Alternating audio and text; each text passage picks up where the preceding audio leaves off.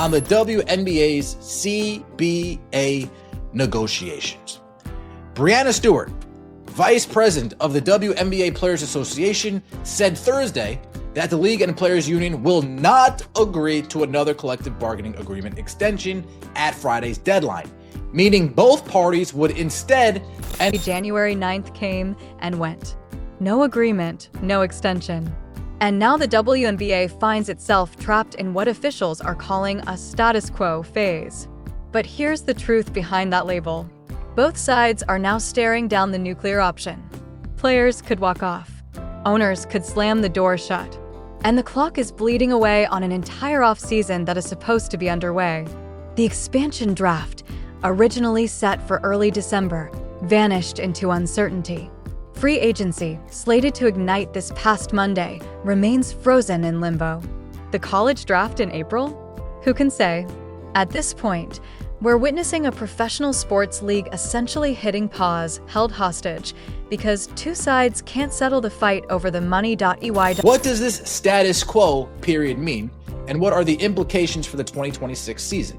ESPN examines both, plus what Stewart and other players are saying about the negotiations in Miami, where 50-plus WNBA players are competing in the second season of Unrivaled.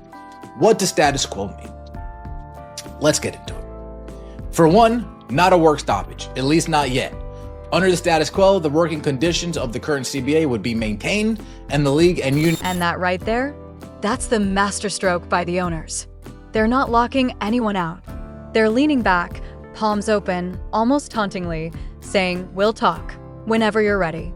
Meanwhile, the players clutch their strike authorization like a hidden ace up their sleeve. But here's the catch. Timing is everything. The season is finished. Caitlin Clark is rehabbing her injury. Ratings have cratered, as they always do in the offseason. So what power does a strike actually hold right now? You're threatening to cancel games that don't even exist. That's not leverage, it's theater. And the owners? They understand optics far better than the players do at this moment. Lock them out, and every WNBA player with an Instagram story would be crying injustice, painting the owners as villains. Overnight, the story flips. Instead, the owners let the players carry this burden, knowing the spotlight is already fading. The end that the league has not been contemplating a lockout, but a strike has been considered for the players. So the league not contemplating a lockout shows their good faith.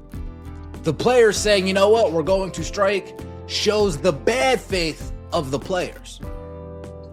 I think this is a good move for the owners, actually.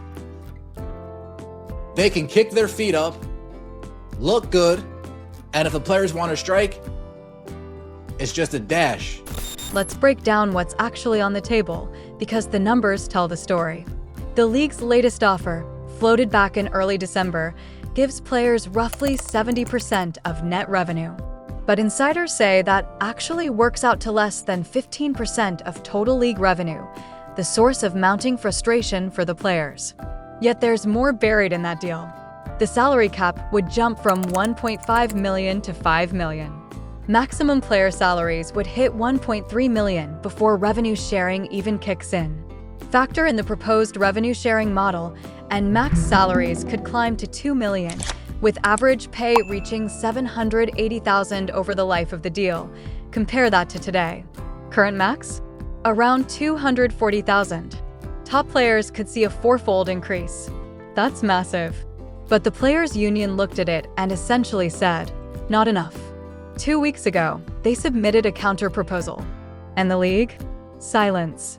No response. Why? Because it wasn't materially different from the deal they already rejected, and the tension keeps ratcheting higher. The longer both sides go without a deal, the greater the likelihood that the league will need to conduct a condensed offseason where a two-team expansion draft, free agency, and the college draft all must occur within a few weeks or months. Last season, by contrast, an expansion draft was held in early December. Free agency took place from January 11th to February 1st, and the college draft was April 14th. Wow. Expansion draft early December, so we would have already had the expansion draft by now. Free agency is about to kick off Monday. Housing and cars. That's become one of the flashpoints nobody saw coming. The league reportedly wants to strip away the team-provided housing and vehicles currently guaranteed in the CBA. Their logic: we're quadrupling your salaries. You can afford your own apartment, your own car now. But the players are digging in hard, and honestly, they might have a point. Brianna Stewart said the league is trying to take away something that benefits everyone. Think about the logistics. Even if you're making $200,000 more per year, that doesn't suddenly make a landlord willing to sublease for 4 months. Most leases don't work that way. You're stuck paying for empty housing 8 months of the year. What happens if a player gets traded mid-season? Suddenly, they're locked into a lease in a city they don't even play for anymore. One player told ESPN that if housing stays in the deal, the union might concede elsewhere. She said, quote, "They need to keep housing." That is huge. They can't take that away. But if they say, okay, we extend the season, more games, more months, you might be okay with that. That's a revelation. We've never heard that compromise publicly. Longer season, more games, but housing remains. Owners might actually consider it. More games mean more ticket sales, more ads, more merch. But it also means more strain on players already grinding overseas in the offseason just to survive. That is a huge thing. They can't get rid of that, a player told ESPN. But if they say, okay, but then we're going to extend the season, you need to play more games, and it's going to take more months of the year, I would be okay with that as an example. Interesting. Not sure we've heard that yet. Interesting. I wish I would know who they can put that name to. Paige Beckers added, think about that. Their gripe is 4 months. Okay, let's say we extend the season to 6 months plus postseason. We have a 7-month season, give or take. Then you'll be... Now, let's confront the elephant in the room. Paige Beckers talking about what the players deserve in these negotiations. And I'll be blunt, someone has to say it. Paige has zero leverage here. She's a rookie. She hasn't played a single WNBA game. She hasn't sold a ticket to an arena. She hasn't moved ratings even a fraction of a point. Hearing her speak about compromise and getting what the players deserve rings hollow when you look at her actual contribution. Nothing.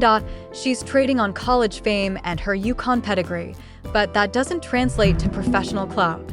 Compare that to Caitlin Clark, who even as a rookie brought measurable value. Her games drew over 1 million viewers. Her jersey became the top seller. Arenas sold out when her team came to town. That's tangible, undeniable impact. Paige Beckers? Ask her what value she's actually generating. The lesson is harsh. College stardom doesn't automatically equal pro leverage. The difference is glaring, and it matters in these negotiations.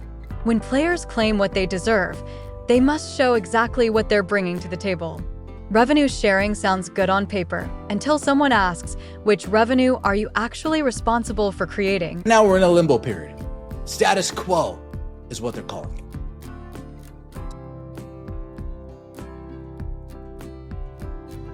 Because the CBA expired without a replacement and the agreement prohibits either side from engaging in a work stoppage, status quo opens the door for a strike to be initiated by the players or a lockout. Here's where things get truly messy for the league.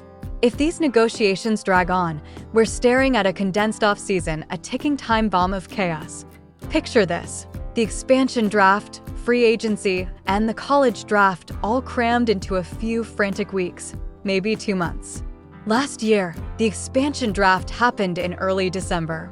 Free agency ran January 11th through February 1 SD. The college draft was April 14th. That spread gave teams breathing room to plan, players time to decide, and media space to cover every move. But without a CBA, all of that gets smashed into a desperate sprint.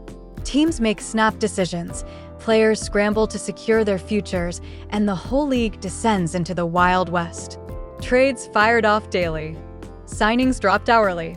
Expansion draft picks chosen on the fly. Every move is high stakes, every misstep amplified, and the clock is merciless. The salary cap would increase to $5 million, up from $1.5. The max player salaries would be more than $1.3 million, with the league's proposed revenue sharing model factored in. Average salaries would exceed $530,000, including revenue sharing. Max salaries and average salaries would increase to $2,780,000, respectively, over the course of the WNBA's proposed deal. Let me know your thoughts in the comment section below. I appreciate all of the support. So where does this actually end?